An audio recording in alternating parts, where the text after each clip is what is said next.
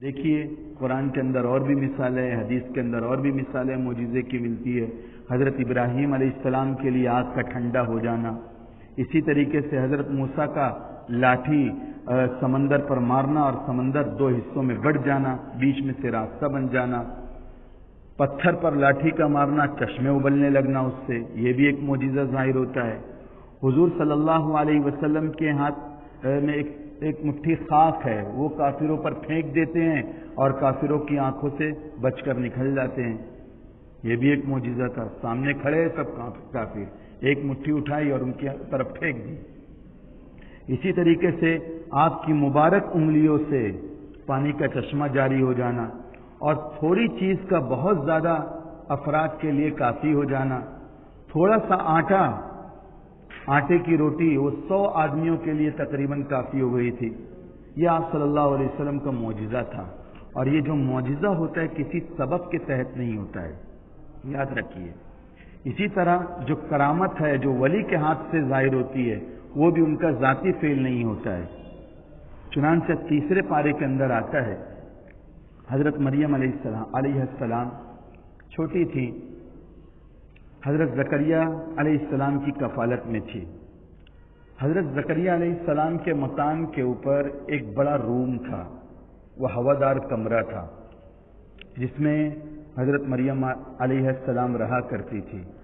حضرت زکریا علیہ السلام جب جاتے تھے باہر تو باہر سے تالا لگا دیا کرتے تھے، وہ اندر کھیلا کرتی تھی، بڑا کمرہ ہوتا تھا، وہ کھیلا کرتی تھی اور جب آتے تھے تو پھر ملاقات کرتے تھے۔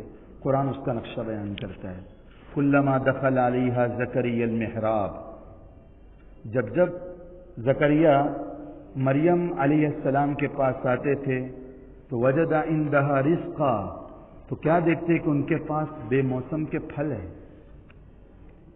بے موسم کے پھل ہے۔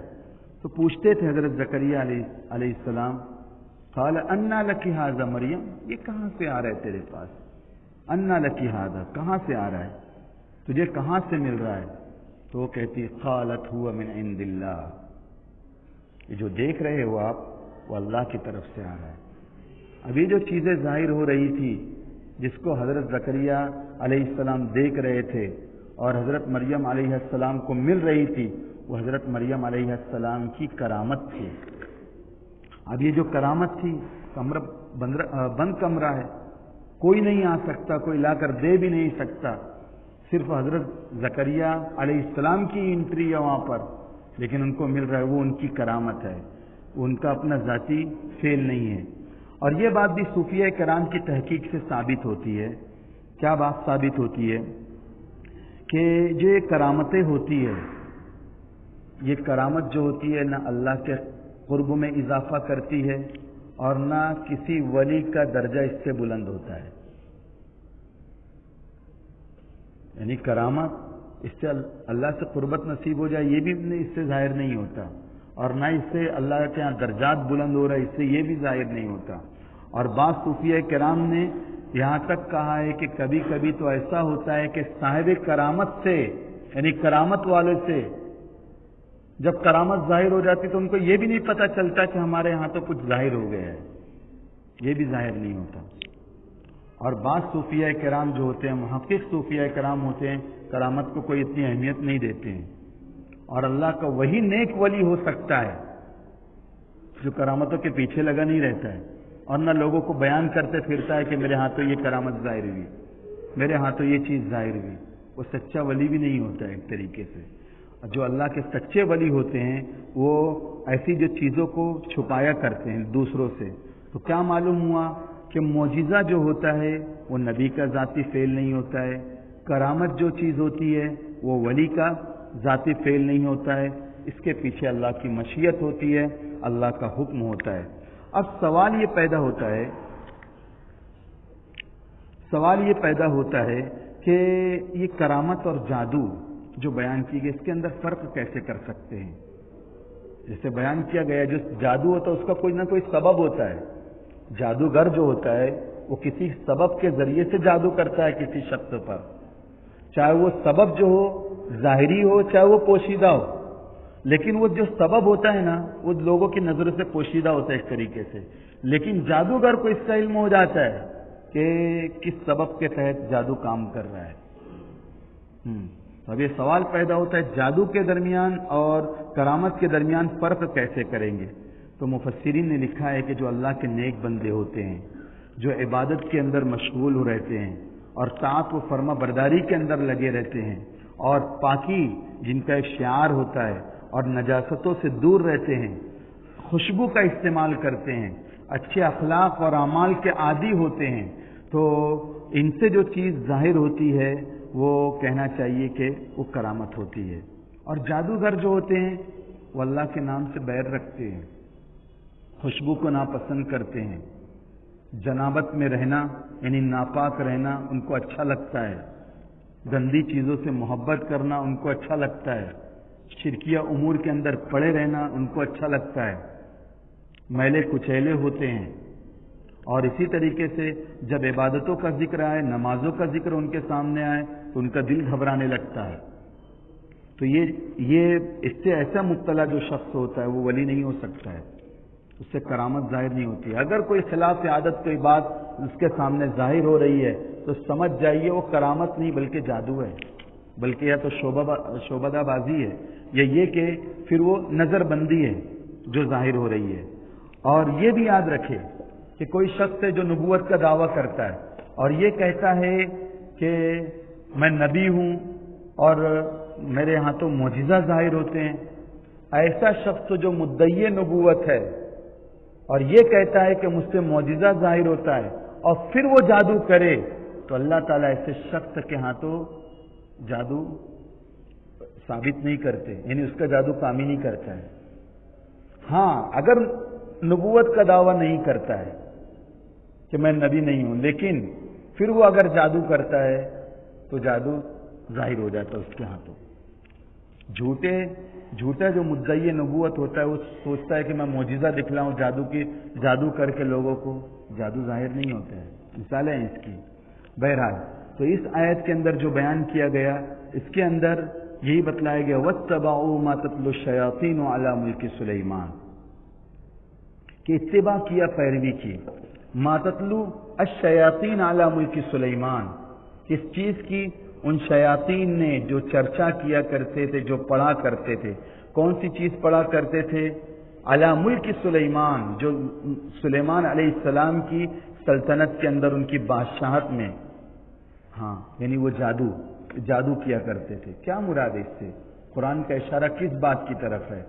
جو یہودی اور عیسائی ان کے جو بڑے بڑے مولوی تھے اور پیر تھے وہ جادو کیا کرتے تھے، اور جب یہ کرتب دکھاتے تھے لوگوں کو تو عوام کو یہ کہتے تھے کہ یہ ہماری کرامت ہے، یہ جو تم دیکھ رہے ہو یہ ہماری کرامت ہے۔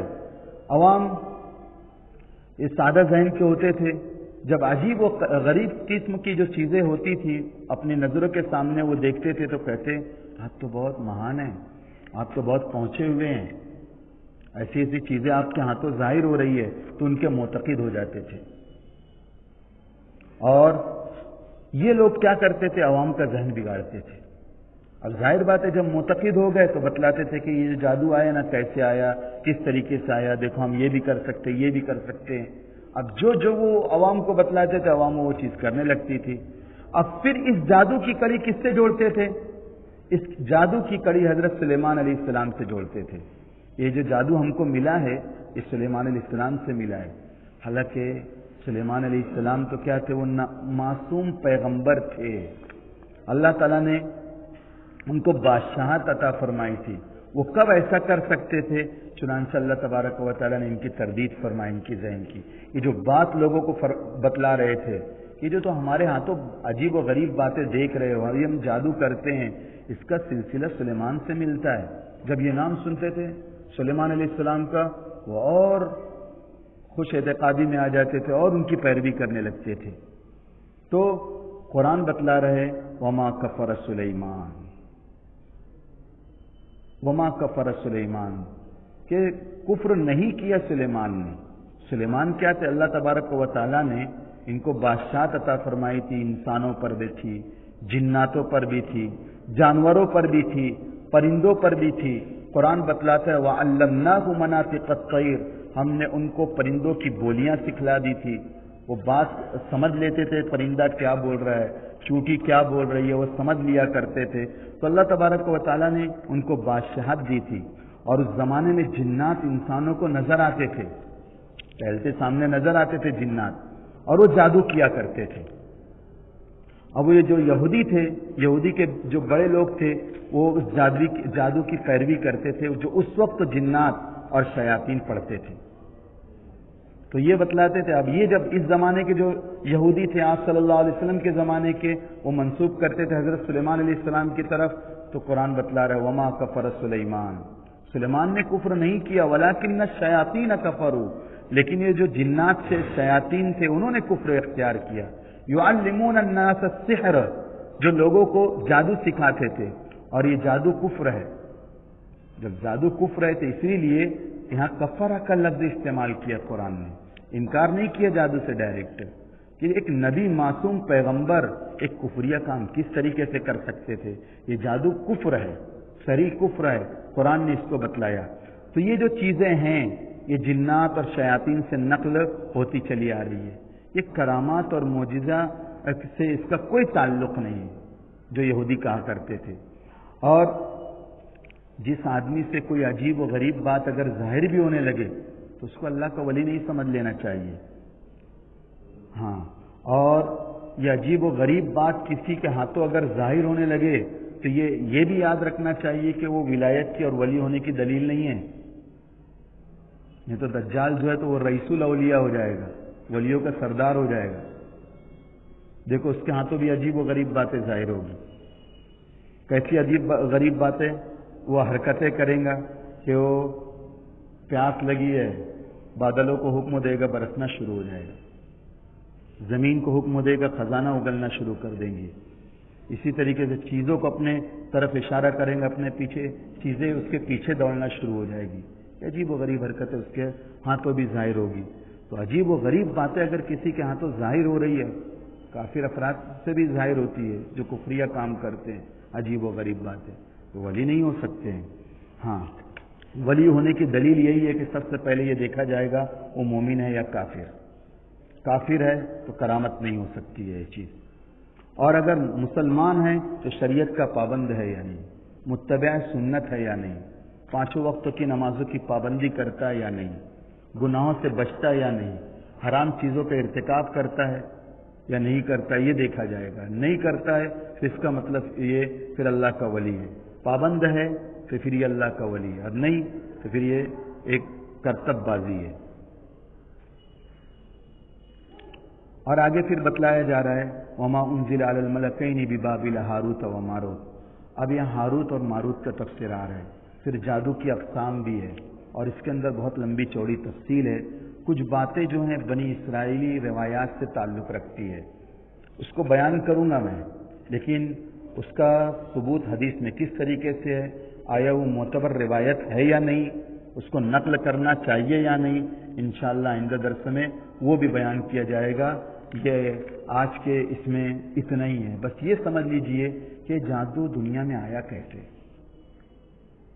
یا ایسے ثابت ہوتا ہے جو آپ کے سامنے تلاوت کی گئی. 2 ذریعہ تھا دنیا میں آنے کا، کہ سلیمان علیہ السلام کے زمانے میں جو جنات تھے، جو شیاطین تھے، ان کے ذریعے سے یہ جادو رائج ہوا ہے، پہلا ذریعہ. دوسرا ذریعہ ہاروت اور ماروت، یہ جادو جانتے تھے، لیکن اللہ رب العزت نے ان کو کیوں بھیجا تھا؟ یہ جو بہت معتقد ہو رہے تھے اس وقت تو جادو کو، وہ سمجھ رہے تھے کہ یہ کرامتیں ہیں، جس کے ہاتھوں اس طریقے سے جادو ظاہر ہو جاتا تھا تو کرامت سمجھتے تھے اور معتقد ہو جا رہے تھے. تو معجزہ اور کرامت کے درمیان فرق نہیں ہو پا رہا تھا. وہ جادو کو کرامت سمجھ رہے تھے ایک طریقے سے، اور ان کو بہت بڑا درجہ دے دے رہے تھے جادوگروں کو. تو اللہ تعالیٰ ان کو سمجھانے کے لیے 2 فرشتوں کو بھیجا ہاروت ماروت کی شکل میں. پھر وہ جانتے تھے کہ جادو کے ذرائع کیا ہیں، وہ سب ان کو اسرار و رموز معلوم تھے، باریکیاں معلوم تھی جادو کی، کیا کیا کیسے ہیں. اب لوگ ان سے پوچھنے آتے تھے کیا کیا ہے، تو بیان کرتے تھے دیکھو جو تم پوچھ رہے ہو تو اس مقصد سے پوچھو کہ جان کر اس سے بچنے کی کوشش کریں گے ہم، اور لوگوں کو صاف بتلا دیتے تھے انما نحن فتنہ، دیکھو ہم آزمائش ہے، فلا تکفر، کفر نہ اختیار کرنا، تم باتیں پوچھیں گے تو پوچھ کر اس پر عمل کرنا، اور اپنی زندگی کے تمام شعبوں میں یہ دیکھنا کہ کہیں ہم کفر تو اختیار نہیں کر رہے ہیں، جادو کو تو نہیں اپنا رہے ہیں۔